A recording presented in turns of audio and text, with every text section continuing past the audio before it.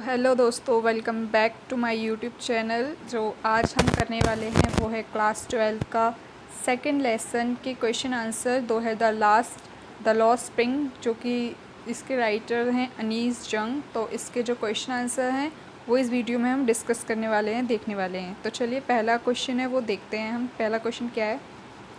पहला क्वेश्चन है think as you read से, ठीक है।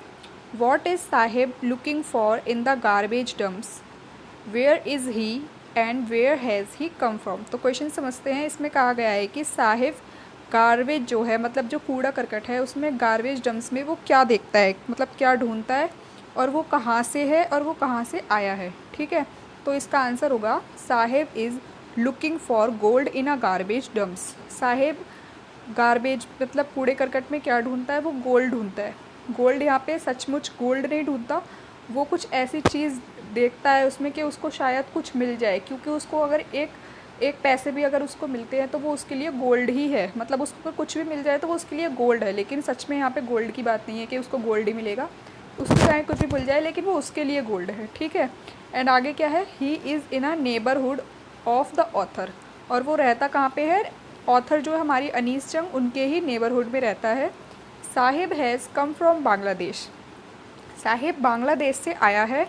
He came with his mother in 1971। वो अपनी मम्मी के साथ, अपनी माताजी के साथ 1971 में इंडिया आया है।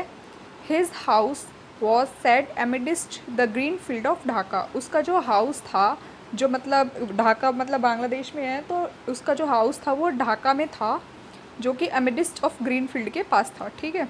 Storm Swift away there fields and home, so they left the country. अब वहाँ पे हुआ क्या था ढाका में? मतलब ये लोग आ क्यों गए थे बांग्लादेश से? क्योंकि वहाँ पे स्टॉर्म आ गया था, मतलब तबाही जैसी हालात हो गए थे और इनको अपनी फील्ड्स, अपने होम छोड़ने पड़े और ये छोड़कर इंडिया में शिफ्ट हो गए, ठीक है। चलिए नेक्स्ट क्वेश्चन देखते हैं। नेक्स्ट क्वेश्चन है what expectation does the author offer for the children not wearing footwear? अब इसमें ये है कि जो ऑथर है वो क्या सोचती है उनके लिए जो बच्चे बिना जूतों के कचरा बीनते हैं, कूड़ा करकट उठाते हैं, उनके लिए क्या एक्सपेक्ट करती है ऑथर? उसको क्या लगता है ऑथर को? तो आंसर होगा it is a tradition to stay barefoot. वो सोचती हैं कि शायद ये उनका ट्रेडिशन है, मतलब बिना चप्पलों के रहना उनका ट्रेडिशन है, उनकी आदत है, या उनके एक ट्रेडिशन, ठीक है।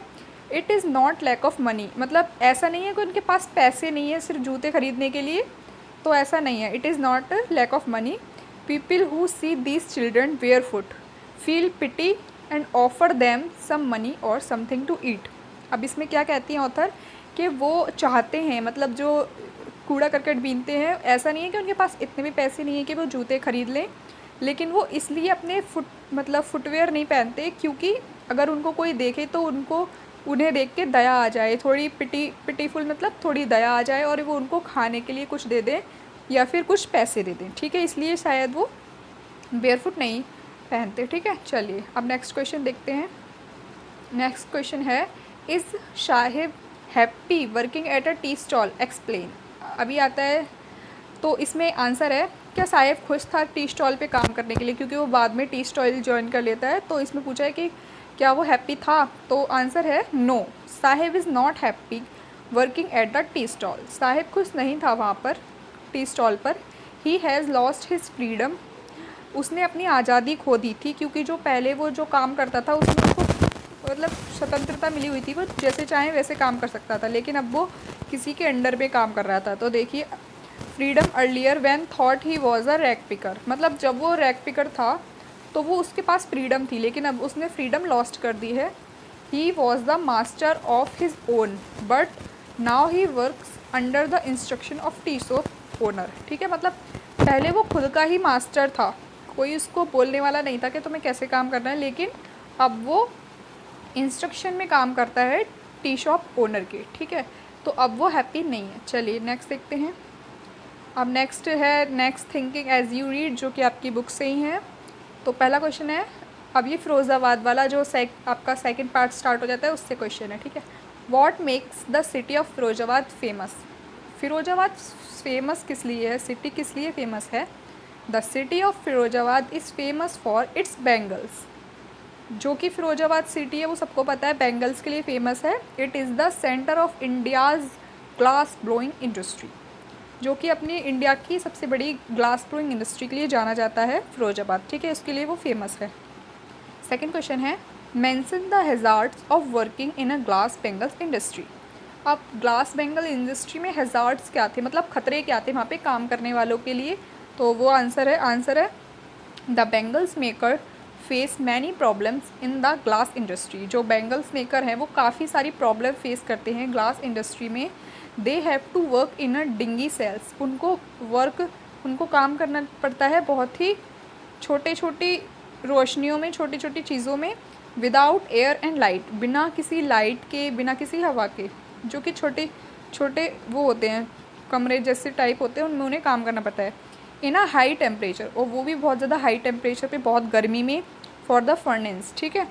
The dust of from polishing the bangles in injuries to eyes, और जो उसकी डस्ट होती है, मतलब जो कांच की डस्ट होती है ना, जो वो कांच की चूड़ियाँ बनाते हैं, उसकी जो डस्ट होती है वो उनकी आँखों के लिए काफ़ी ज़्यादा हानिकारक होती है। अगर कांच आँखों में लगेगा तो ऑफकोर्स वो हानिकारक होगा, ठीक है, तो वो उनके लिए काफ़ी ज़्यादा इंजूरियस हो जाती है आइज़ के लिए, ठीक है। चलिए अब इसका नेक्स्ट क्वेश्चन देखते हैं। नेक्स्ट क्वेश्चन है, how is Mukesh attitude to his situation different from that of his family. Mukesh का एटीट्यूड डिफरेंट कैसे था उसकी फैमिली से, मतलब उसकी फैमिली का क्या एटीट्यूड था और मुकेश का क्या एटीट्यूड था, उनमें डिफरेंस क्या था, ठीक है। तो आंसर हो जाएगा, everyone in Mukesh family works in Bengal making industry. अब जो भी मुकेश की फैमिली के मेंबर्स थे वो काफ़ी सालों से बेंगल मेकिंग का काम कर रहे थे, वो कि उनमें इंडस्ट्री में शामिल थे। They have been doing this for generation, अब ये काम वो काफ़ी जनरेशन टू जनरेशन कर रहे थे, but Mukesh has different attitude, लेकिन मुकेश का एटीट्यूड डिफरेंट था। In this matter, instead of working in glass industry he wants to become a motor mechanic. अब ये चाहते हुए कि वो उसमें काम करे, ग्लास इंडस्ट्री में काम करे, वो नहीं करना चाहता था, वो बनना चाहता था मोटर मैकेनिक। उसका सपना था मोटर मैकेनिक बनने का, ना कि अपने फैमिली के ट्रेडिशन को फॉलो करने का, ठीक है। तो मतलब उसका एक ड्रीम था, अपना एक उसका मोटिव था, वो अपनी फैमिली के ही जनरेशन टू जनरेशन काम नहीं करना चाहता था, ठीक है। तो ये दोनों की सिचुएशन अलग अलग हो गई। चलिए आप देखते हैं, अंडरस्टैंड द टेक्स्ट। आप टेक्स्ट को समझ के क्या अंडरस्टैंड करते हैं। इसका पहला क्वेश्चन है, what could be some of the reason for the migration of people from village to city. अब क्या मतलब रीज़न क्या है जो लोग माइग्रेट होके सिटी से, विलेज से सिटी आ जाते हैं, मतलब गांव से शहर रहने के लिए आ जाते हैं अपने माइग्रेट होके, उनका क्या कारण क्या है। So people migrate from village to cities in search of livelihood, वो आते हैं किसकी तलाश में, एक जीने की राह में निकल के आते हैं वो, कि हमें वहाँ पे शायद अच्छा जीने के लिए जगह मिलेगी, या अच्छे से हम वहाँ जी पाएंगे, अच्छे से हम अपना गुजारा कर पाएंगे, ठीक है। Their field fails to provide them means of survival, वो वहाँ पे जाके सर्वाइव कर पाएंगे। सिटीज़ प्रोवाइड एम्प्लॉयमेंट, वो शहरों में जाएंगे, उनको एम्प्लॉयमेंट मिलेगी, जॉब्स मिलेंगी, और other means to getting food, और अलग अलग तरीके से शायद उन्हें खाना वगैरह मिल जाए, मतलब एक तरह से उनको जॉब मिल जाए, एम्प्लॉयमेंट मिल जाए, उनकी लाइफ थोड़ी अच्छे से सेटल हो जाए, इसलिए वो गांव से शहरों की ओर आते हैं, ठीक है। चलिए नेक्स्ट क्वेश्चन देखते हैं। तो नेक्स्ट क्वेश्चन है, would you agree that promises made to poor childrens are rarely kept. Why do you think this happen in a incidents narrated in the text. तो आंसर देखते हैं, yes, the promise made to poor are rarely kept, we organise seminar to, मतलब इसमें question में पूछा है कि जो गरीबों से प्रॉमिस किए जाते हैं कि हम आपकी ज़िंदगी को ऐसे सफल बना देंगे या ऐसे कह जाएंगे, कि आपको लगता है कि हम उनके लिए सच में कुछ कर सकते हैं, मतलब गरीबों के लिए हम कुछ कर सकते हैं, और वो कर सकते हैं तो क्या कर सकते हैं। तो इसका आंसर है yes, the promises made to the poor are rarely kept, हम ज़रूर कर सकते हैं। हम क्या कर सकते हैं, we organise seminar to eradicate child labour, हम चाइल्ड लेबर को रोकने के लिए सेमिनार ऑर्गेनाइज कर सकते हैं। But we live in a hypocritical world, पर हम एक हाइपोक्रेटिकल वर्ल्ड में रहते हैं, where the more hazards of industry, जो कि काफ़ी ज़्यादा खतरे हैं इंडस्ट्रीज़ में, is the more child works, और जो कि ऐसी इंडस्ट्री में ज़्यादातर चाइल्ड वर्कर्स हैं। इट विल एम्प्लॉय, और ये एक एम्प्लॉय के लिए काम करते हैं वो लोग, In the fireworks industry of Shivkasi in Tamil Nadu, scores of children die because of the blast in a factories. मतलब इसमें एक कहानी बताई गई जो कि शिवकाशी तमिलनाडु में एक इंडस्ट्री है जिसमें काफ़ी सारे चाइल्ड वर्कर्स थे और उसमें एक ब्लास्ट की वजह से काफ़ी लोगों की जाने गई थी, काफ़ी बच्चों की. द रॉ इज़ डम and administration is blind in this regard. और जो एडमिनिस्ट्रेशन था, हमारी जो सरकार थी, वो इस मामले में बिल्कुल अंधी हो चुकी थी कि उनको ये दिखता नहीं है कि बच्चों के काम नहीं करवाना चाहिए. द स्टोरी टेलर, जो स्टोरी टेलर है हमारी अनीस जंग, has describe the hard realities of life in her story. जो स्टोरी टेलर है हमारी अनीस जंग, वो काफ़ी अच्छे से डिस्क्राइब करती है कि क्या हार्ड रियलिटी है, ठीक है, क्या रियलिटी है कि कैसे बच्चे काम करते हैं, कैसे उनके साथ गलत हो रहा है.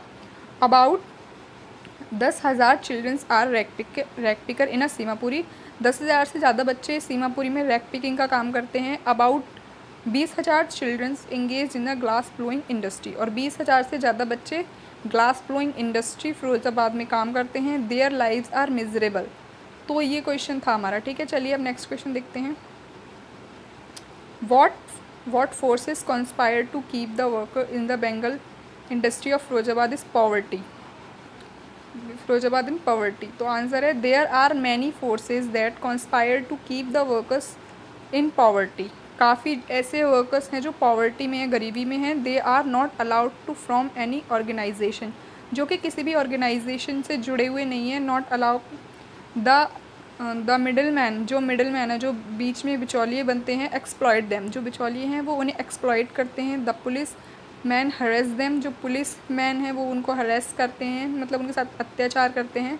The money lender such their blood, और जो मनी लैंडर्स हैं वो भी उनके साथ अत्याचार गलत करते हैं. The administration is also dumb to speak against such injustice. और एडमिनिस्ट्रेशन भी इस चीज़ में कुछ भी नहीं बोलता, उनके साथ गलत होने देता है. Law is only use like a toy by the rich. और जो हमारा लॉ है देश का, वो अमीरों के हाथों में है और जो उसे खिलौनों की तरह इस्तेमाल कर रहे हैं. तो आपको क्वेश्चन कैसे लगे, इसकी अगर आपको वीडियो चाहिए एक्सप्लेनेशन की चैप्टर्स की, तो मेरे को कमेंट करके ज़रूर बताइए, आपको मिल जाएगी. Thank you for watching.